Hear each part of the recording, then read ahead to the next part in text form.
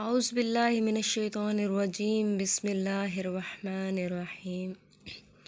السلام علیکم۔ آج ہم آپ کو سروان باغ کی بربادی کا قصہ سنائیں گے۔ قدیم زمانے میں ظہور اسلام سے قبل یمن کے شہر صنعاء سے تقریباً 12 میل کے فاصلے پر سروان یا زروان ایک قصبہ تھا۔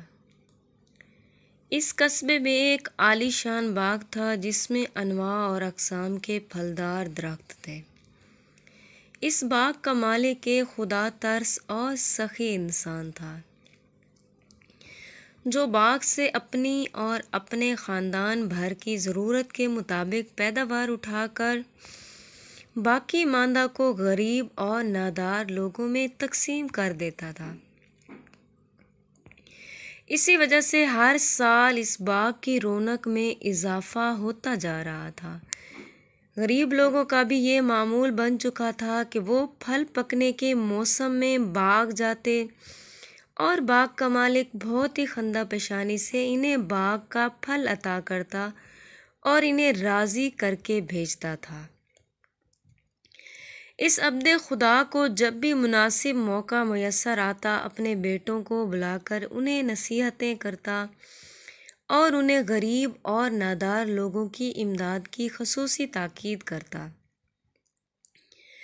اپنی عمر کے آخری سالوں میں وہ اپنی وصیت میں زور دے کر کہتا کہ وہ لوگ باغ کی آمدن میں غریبوں کا حصہ ضرور دیں اور انہیں اس سے محروم نہ کریں، لیکن افسوس کہ اس کے بیٹے نصیحت سننے والے نہ تھے۔ ان کی خودسری اور غفلت نے انہیں ان کے مہربان باپ کی نصیحت اور وصیت سننے اور اس پر عمل کرنے سے باز رکھا ہوا تھا۔ آخر کار اس کی موت کا وقت آ پہنچا اور باغ کا مالک اس دنیا سے رخصت ہو گیا۔ اب باغ اس کے بیٹوں کے ہاتھوں میں آ گیا۔ وہ دنیا کے زرق برق اور اس کی رنگینیوں میں بدمست تھے اور باپ کی محبت بھری نصیحتیں اور وصیتیں مکمل طور پر فراموش کر چکے تھے۔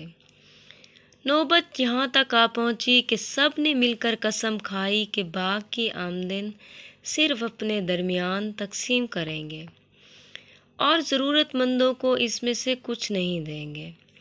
انہوں نے اپنے اس برے عمل کے لیے یہ عذر تراشا کہ ہمارا اپنا اچھا خاصا کنبہ اور خاندان ہے،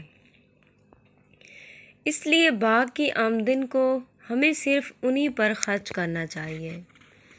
کچھ عرصے بعد باغ کے پھل پکنے کا موسم آ پہنچا تو ان بیٹوں نے آپس میں طے کیا کہ ہم لوگ صبح ضرورت مندوں کے پہنچنے سے پہلے ہی قبل باغ کے پھل توڑ کر جمع کر لیں گے۔ چنانچہ انہوں نے ایسا ہی کیا۔ دوسری جانب ضرورت مند ان کے باپ کی زندگی کے معمول کے مطابق باغ میں آئے تو انہیں خالی ہاتھ لوٹا دیا گیا۔ اس گناہ کی وجہ سے خدا تعالیٰ باغ کے مالکوں پر غضبناک ہو گیا۔ چنانچہ نصف شب کے وقت اللہ تعالیٰ نے اس باغ پر ایسی آسمانی بجلی برسائی جس نے اس باغ کو جلا کر راکھ بنا ڈالا اور سرسبز اور لہلہاتا باغ تاریک رات میں تبدیل ہو گیا اور وہاں پر تھوڑے سے راکھ اور کوئلوں کے علاوہ کچھ باقی نہ بچا۔ جیسا کہ قرآن کریم میں ارشاد باری تعالیٰ ہے، بسم اللہ الرحمن الرحیم، فطاف علیہا طائف من ربک وہم نائمون فاصبحت کالصریم۔ بہت بڑا عذاب رات کے وقت ان کے باغ پر نازل ہوا۔ اس دوران وہ بے خبر سو رہے تھے اور وہ سرسبز باغ تاریک رات کی مانند ہو گیا۔ باغ کے مالک ہر چیز سے بے خبر تھے۔ انہوں نے صبح ایک دوسرے کو اکٹھا کیا اور مل کر باغ کا پھل توڑنے کے لیے باغ روانہ ہو گئے۔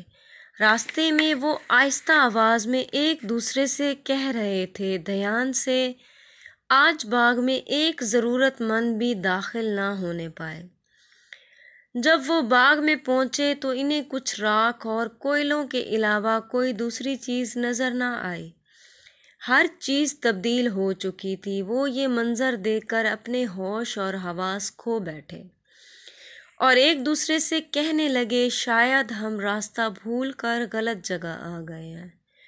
پھر انہوں نے کہا، ہم ہر اس چیز سے ہاتھ دھو بیٹھے ہیں اور بالکل تہی دست ہو چکے ہیں۔ ان کے ایک بھائی نے، جو سب سے عقل مند تھا، کہا، الم اقل لکم لولا تسبحون، کیا میں نے تم سے نہیں کہا تھا کہ تم خدا کی تسبیح کیوں نہیں کرتے؟ اس موقع پر تمام بھائیوں کی آنکھیں کھل گئیں اور وہ اس واقعے سے درس سے عبرت لیتے ہوئے اللہ کی تسبیح کرنے لگے۔